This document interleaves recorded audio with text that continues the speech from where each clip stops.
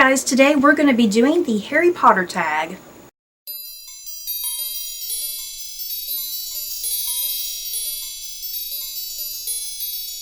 I'm not quite sure who did this tag originally, who set it up, so if anyone knows who the originator of this tag is, please let me know down below so I can put that in the description down below. So yeah, this tag, it consists of 14 questions, and I know I've talked about Harry Potter before in the past, and in some of my top 5 videos that I do, but I've never really talked extensively about Harry Potter. And so yeah, you all may not really know that me and my sister are big Harry Potter fans, so these 14 questions, you'll get to see what our favorite things about Harry Potter are. So let's get going. Question number 1, favorite book. I believe my favorite Harry Potter book was Goblet of Fire. I like the whole thing of the different trials and all these new characters coming in and everything. It's just more exciting and fun. It was a little different from the, especially the first 3, where it was kind of the same kind of plot going on. Yeah, very formulaic for those first 3 books, and then yeah, book 4 changes everything. Yeah, the 4th one kind of changed the whole series with the layout of how everything was. Yeah, I think my favorite book is also Goblet of Fire, pretty much for all the same reasons she said. It's a game changer in terms of the whole series. Yeah, and like she also said, just, the series, you're always kind of thinking, oh, Hogwarts is the only school for witchcraft and wizardry, and then it's fun when J.K. Rowling introduces Beauxbatons and Durmstrang, and, that the fact that there's, probably dozens of other magical schools out there. So yeah, that was really cool. I just loved all the different twists and turns of book 4, just so much going on and things that you just weren't expecting. And yeah, I really liked the whole concept of the Triwizard Tournament. Question number 2, favorite movie. And I think I am going to go again with Goblet of Fire, because it really stuck close to the book, and then just like it being my favorite book, then it was nice seeing all those people in there come to life and be pretty much exactly how they were in the book as well. I think my favorite movie, I think this might be an unpopular opinion, but I really love Chamber of Secrets. I think that is definitely my favorite one. I repeatedly watch that one sometimes. Whenever it's on ABC Family, I always try to watch a little bit of it. I don't know, Chamber of Secrets is just so fun. I love the mystery of it. It's very much a mystery sort of story, with who's the heir of Slytherin, what's up with the writing on the wall and the spiders, and then you get the basilisk and whatnot. So yeah, I just love the whole mystery element of the second one and the different characters you're introduced to. I freaking love Lockhart, guys. Every single time that scene pops up, it's actually a deleted scene. Because some of it's in the movie, but it's actually a deleted scene that I love, that I wish they had put in the movie, when Lockhart's giving them his test, and it's all about himself. I freaking love that scene, and I laugh every single time, and it never fails to make me laugh. So yeah, I just love Chamber of Secrets. Plus, Tom freaking Riddle, you guys, my god, at the very end, when you get that reveal of Tom Riddle, and he's Voldemort, wow. I think that's gotta be like the world's best twist right there at the very end. I freaking love that ending with Harry meeting Tom Riddle. And he was just hot, Jesus. Why you gotta make Voldemort hot? I think Chamber of Secrets is probably my second favorite movie, because it's also probably the funniest Harry Potter movie that before there all is. the drama. Question number 3 said least favorite book, but I'm also going to make it book and movie. So yeah, what's your least favorite book and movie? See, that's difficult because yeah, it is so difficult. Well, is there such a thing? I haven't read definitely the last book for a second time. I don't think I've read it for a second time, and I'm not sure about the second to last, if I read that twice yet or not. I don't know if that's my least favorite book, is the last one. Deathly Hallows. Yeah, I'm not sure if that is my least favorite book, because it's kind of my least favorite movie. Especially, I would say the first part of Deathly Hallows is my least favorite movie because it's very boring. Not a lot happened. It wasn't good until the end, really. Like once I got to the Malfoy Mansion and stuff, that was when I was more like, yeah, here we go. And then it ended right then. So then it was like, well, that my enjoyment of the movie didn't last very long. So your least favorite movies and book is Deathly Hallows? Yes. But like I said, part one, Deathly Hallows. I think for me, my least favorite book would probably definitely be Deathly Hallows. I mean, there's nothing wrong with Deathly Hallows. There's a lot of really great stuff going on in Deathly Hallows, but I think compared to the rest of the series, I think what was lacking for me about Deathly Hallows was the lack of just all of those other characters that you love so much and just being in Hogwarts, you know? So I think that's kind of my only reason why I'm saying Deathly Hallows right now is because of that you're just strictly stuck with the trio the whole time. But as far as movie, my least favorite movie, I'm actually not going to say Deathly Hallows Part 1 and 2 being my least favorite movies. I'm actually going to say my least favorite movie is Half-Blood Prince. And the reason I say Half-Blood Prince is because the book was just so good. There was so much going on, and you get that fantastic ending when Snape is like, I'm the Half-Blood Prince, and you're like, oh my god. You also have Harry and Dumbledore, that whole thing with the Pensieve, is that what that thing's called? And the memories and stuff. And you really get this fantastic look at Tom Riddle / Voldemort, and you get to really know Voldemort's history, because other than what goes on in Half-Blood Prince, you have no other clue about what's up with Voldemort. You don't ever really get to see Voldemort other than a villain. So that's what I liked about Half-Blood Prince, was how deep you got into Voldemort. And I think the movie failed in that aspect, that they cut out some of the most fascinating memories that were present in the book. So yeah, that's why it's my least favorite. I'm kind of like I kind of want to say that was my least favorite movie too, because then you made me remember, because I couldn't remember how the movie really went. But maybe it's a tie between Deathly Hallows Part 1 and Half-Blood Prince. The last movie / book also just, kind of went away from everything. It felt like a typical book now. Because now it didn't seem like there was that much wizardry going on. How there was all that fun stuff going on. Now it kind of felt like a normal book of teens running away and angsty doing teens. Yeah, that's what it felt like. And it was kind of like, well, now this don't feel magical anymore. It kind of just felt like a normal book. The magic of being at Hogwarts. Yes, the magic of Hogwarts was gone until the end, when everybody's fighting and dying. Question number 4, parts of the books / movies that made you cry. Definitely Cedric dying at the end of Goblet of Fire, both in the book and in the movie. And I cried during the book, but then in the movie it felt that much more real, and I was in pain afterwards. Cedric's dad, that guy. Yeah, Cedric's dad. I was holding it in well. Cedric died. I was like, okay, I'm good. And Harry comes out and he's kind of yelling, and it was starting to trickle out. And I was like, no, I got this. But then his dad just starts yelling, and he's like, that's my boy, right? Yeah. And then that was, I was like, oh god, no. Yeah, that's my same thing for both the books and the movie. Yeah, Cedric's death really got me bad. And yeah, in the movie especially, Cedric's dad, going crazy.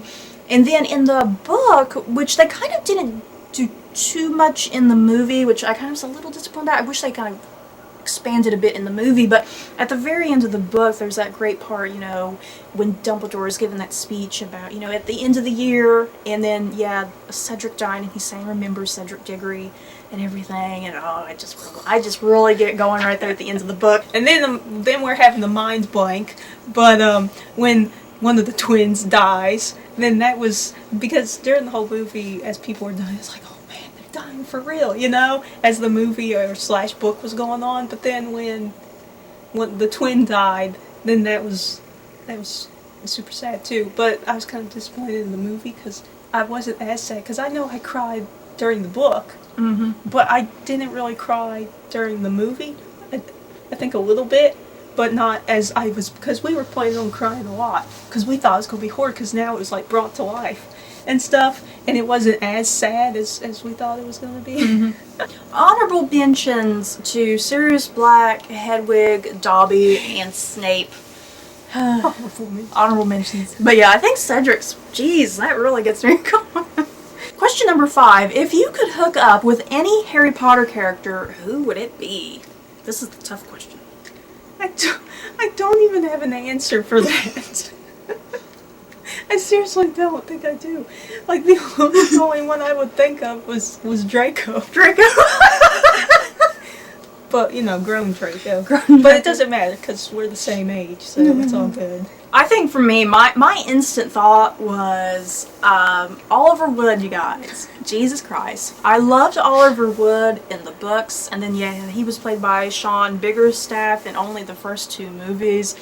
But geez, I had the biggest crush on Oliver Wood. She talked about him all the time. Oh, yes, I did. And Sean Biggerstaff still looks pretty good even today, I think. He looks the same. Yeah, I think he still looks the same. I think his hair is thinning, it's receding a bit, but he still looks good, it don't matter. But yeah, Oliver Wood, if I could hook up with any Harry Potter character, Oliver Wood. And it's weird, because I don't like sports people. I'm not into that. I'm not into jockeys or football guys or anything, but Oliver Wood, I would totally date him. So you go for the bad boys, question. You go for the bad boys, Stephanie with Draco? Well, that's the only decent person I can think of. Well, you know, in the books, not so much in the movie, but Sirius Black. You guys. Oh, yeah, oh my god, Sirius, like he's super good in looking. the books, Sirius, no offense, Gary Oldman. Yeah, Sirius Black is super sexy in the books. And yeah, then they got like 50-year-old Gary Oldman. I bet if Benedict Cumberbatch was like popular at that time, he would have been Sirius Black. Benedict Cumberbatch as Sirius Black. Because imagine that. Because he seemed like in the book he had that deep voice. No, Benedict Cumberbatch would have been like Professor Snape. Oh, because of the deep voice, the deep voice. He could have just been Professor Snape's like son. He could have done his Alan Rickman voice, and it could have been related. But yeah, I guess I don't got know. off topic. I forgot about a hot book version of Sirius Black, but Oliver Wood. Well, you don't want to take before Voldy was all gross and icky as he was Tom Riddle. Oh yeah, Tom Riddle too. He's pretty hot. Question number 6: favorite character out of the hundreds and hundreds of characters in this damn series. How do you choose? I'm just gonna stick with the trio. Trio. I'm just gonna stick with that and go with Ron. Ron was always my favorite of the trio. I'll compliment you with Hermione. Okay. I think Hermione is definitely my favorite main character. If you're picking the trio as part of the main set of characters, yeah, Hermione would be my favorite because I feel like I am Hermione sometimes. Can I do an honorable mention? Yeah, sure. For Lupin Oh, and Tonks. Because Tonks came on and she was cool and she was pretty with her purple hair. It's so hard to pick favorite characters in this series. There's too many. Because you love them all. Even the characters you hate. You know? You still like them all. Like, I love Bellatrix Lestrange. She's one, like, for villains, I think her and Lucius Malfoy are definitely my favorites. Oh, man. Mr. Malfoy. Mr. Malfoy. Because he's just cool. Man, going back to hot characters, isn't Mr. Malfoy, like, super hot even in the books? I can't remember. Not that Jason Isaacs is bad. Question 7. What would be your Patronus? I would want my Patronus to be a wolf. A wolf? Yes, because they're my favorite. And I think that'd be pretty sweet. Like, that would scare people, you know? Instead of, like, a deer. Yeah. You know, a wolf would come out and people would, like, back up because they'd be like, oh, crap. Or, for craziness, a panda. Panda. But I'll go mainly with a wolf. If I had a Patronus, I want something, like, exotic. You know, it seems like in the book, it seems like everyone has, like... Very normal. Like cats and dogs. Rabbits. And, yeah. I want something exotic. I don't know. I love lemurs. Oh my god, that'd be hilarious. In real life, I'd probably get, like, a cat Patronus, but for something more exotic for a Patronus, I think I'd like a lemur, because they're adorable. Can you imagine, though, that the lemur would pop out, and people would be so confused, they'd be like, why is there a lemur Patronus? And while they're distracted by it, then you just be like, yeah. Because it is weird. Lemur Patronus is very weird. It'd be so weird, they'd be like, oops, and then you just kill them or something. So, a wolf or a panda and lemur. Why did J.K. Rowling think of these Patronuses? She had such boring Patronuses. No offense, J.K. Rowling. Question number 8. You have to pick between these 3 items. Would you pick the Resurrection Stone, the Elder Wand, or the invisibility cloak. Well, you said earlier the Elder Wand, people wanted to fight for it. Yeah, you could get killed So, for having the I Elder don't know Wand. if I want to have that. So I would go with the Resurrection Stone and keep it in my back pocket whenever you might need it. You don't need to use it now. You can just use it later. You never know when you might need it. I know that's the point of the series, is that you don't want to pick the Resurrection Stone because Oh, it's you a don't? I don't remember because this. it's kind of a very selfish thing, and it backfires, you know. But still, Resurrection Stone would be pretty handy. I don't know if I want to be invisible. I almost feel like when you want the invisibility cloak, it's almost implying that you want to be pervy with it and like go spy on people. You're just a sneaky person. Yeah, you're as a whole. sneaky Like, person. You're gonna go sneak into Yeah. somewhere. Yeah, I feel like the invisibility. Illegally Yeah, I feel or like the something. invisibility cloak is. I don't know. It makes you sound like a very sneaky person. Let's put it this way: you don't want any of them. Elder Wand makes you sound like you're gonna rule the world. You're tyrants of some sort. Question number 9: which house would you be in? What did you get on Pottermore? They gave me frickin' Gryffindor. Gryffindor. Well, But who would you really be? I'd probably be in Slytherin? Yeah, Pottermore made me a Slytherin too. At first I was mad that Pottermore made me a Slytherin, but then I started thinking about it. No, that's kind of correct. Plus, I have a penchant for bad boys and villains and antiheroes, so that might be why I got Slytherin. But yeah, realistically, I'm a Ravenclaw. You know, I think a lot of us, especially if we're here on BookTube and we're readers and whatnot, I think we're all Ravenclaws. So yeah, Ravenclaw for me, and what, Slytherin for you? Yeah, and plus I'm a weirdo about my zodiac signs, and I'm a year of the snake. So I treat my snake animals well and stuff. So I was like, oh look, it's appropriate. I'm going into Slytherin. Question number 10. If you could meet any member of the cast, who would it be? I might have an honorable mention. I don't know, like Jason Isaacs would probably be cool to me. Oh yeah, Jason Isaacs. I don't know, because He seems like a cool dude. He seems like he's a really fun, cool dude. Because Yeah. when we like watch him on stuff, Interviews and he's stuff. like really funny and just really nice and stuff. So I probably want to meet him. Yeah, if you all have the 2013 Peter Pan, he played Captain Hook. I love the DVD special features of Peter Pan, and just Jason Isaacs is so hilarious in those DVD bonus material. So yeah, he's just a cool dude. But Jason Isaacs, Yeah. Or for honorable mention, probably the twins. Because they seem like they're exactly like they are in the movies. Yeah. So they'd probably be fun to just hang around with and stuff. The cast member that I would like to meet, guys, I don't know if this is cheating, considering that he only had like 5 minutes of screen time in Goblet of Fire. David Tennant. That didn't even cross my mind. That is cheating. I would totally want to meet David Tennant, despite his 5 minutes of screen time in Goblet of Fire, but still. True story, you guys, true story about David Tennant and how we first started watching Doctor Who. We got into Doctor Who because one day we were taking astronomy together and we were bored and we were sitting there talking about Goblet of Fire because when we had took that class, I think Goblet of Fire had kind of just come out, hadn't it? Yeah, I think so. And we were talking about the guy playing Barty Crouch Jr. and we were going on that he was kind of good looking. That's what happens when you're stuck in your college. We were going on about him being kind of good looking, and then I even said, ain't he the guy that plays that Doctor Who guy? And we were like, oh yeah. And so then, like, when the summer rolled around, that's when season 4 of Doctor Who was starting. And so we started watching season 4 of Doctor Who because of our love of David Tennant as Barty Crouch Jr. True story. No, you would think it's weird because he was, super crazy in that. How you could find him attractive at that point when that was your first introduction to him. So yeah, the man only had 5 minutes of screen time in Goblet of Fire, but I'm cheating. I want to meet David Tennant. Don't think that's fair. I thought we were talking about like characters that were in most of the series. Jason Isaacs would be cool.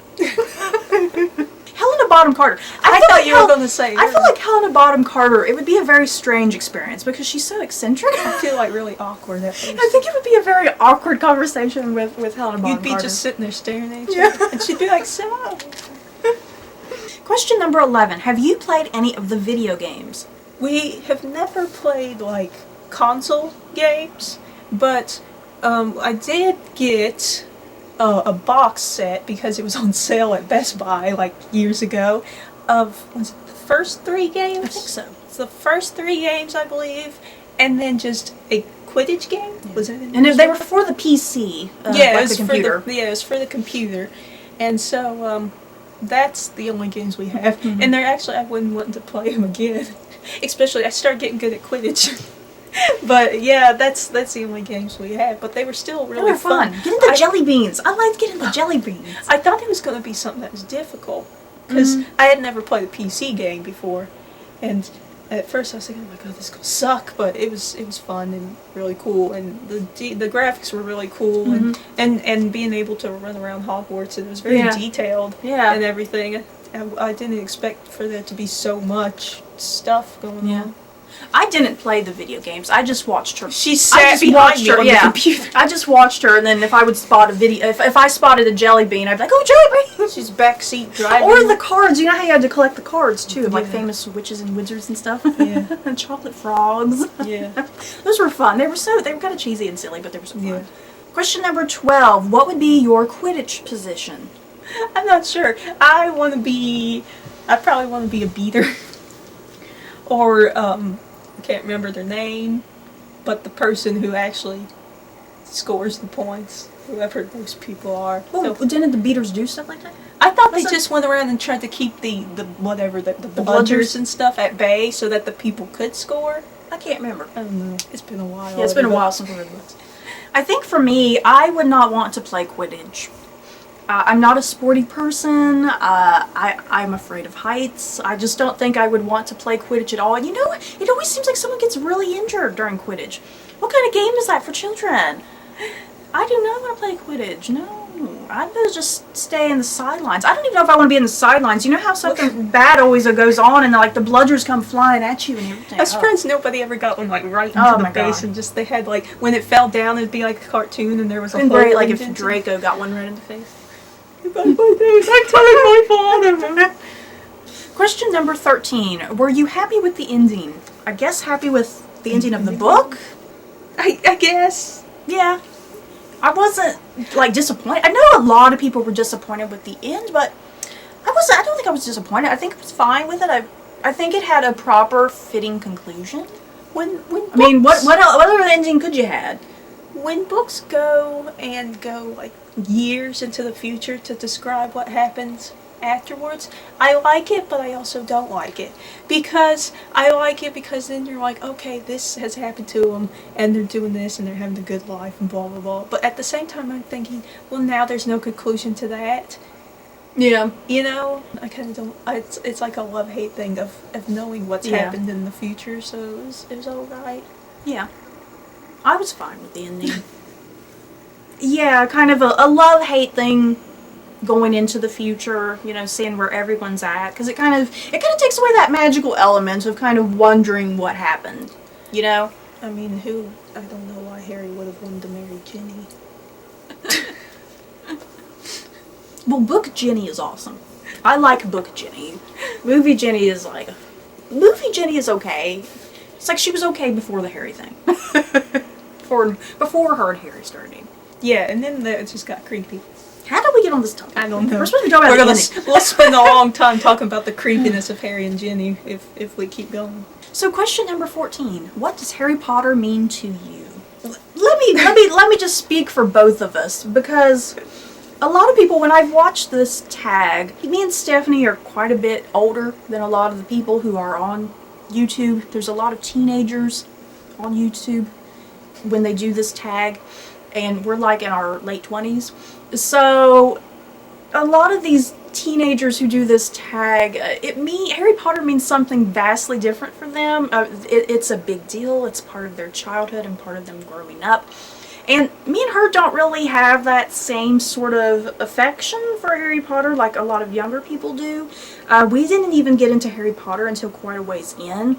We didn't even start reading it until the first 5 books were already out in paperback. But we did get books 6 and 7 in hardback. We bought them like of the night of their release. Yeah, we would wear those at midnight. Yeah, we didn't really even get into Harry Potter until books 6 and 7, so yeah, it was pretty late. I was definitely already in college when I started reading Harry Potter. So I guess for me, since I don't have the deep love and affection like a lot of younger people do since I grew up with it, I guess for me, Harry Potter, what it means to me, it just means, I don't know, it was kind of my gateway into like, I don't know, geekdom, like nerdiness, like being part of such a huge fandom like that, and getting to experience Harry Potter with a wide range of people, whether that be children or teenagers or young adults or older people and stuff. So yeah, for me it was just it was a gateway into just geek culture and really experiencing that.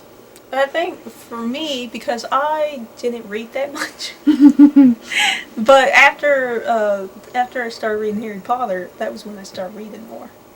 So I think it kind of, because then I kind of liked fantasy books at that time, but not like too much. And so then I didn't start reading more until after Harry Potter. So I think because that helped me want to read, I think, for me, it helped me want to read more. And so then I got more into fantasy books and stuff. That's still the only thing I read, really. But yeah, it helped me read more.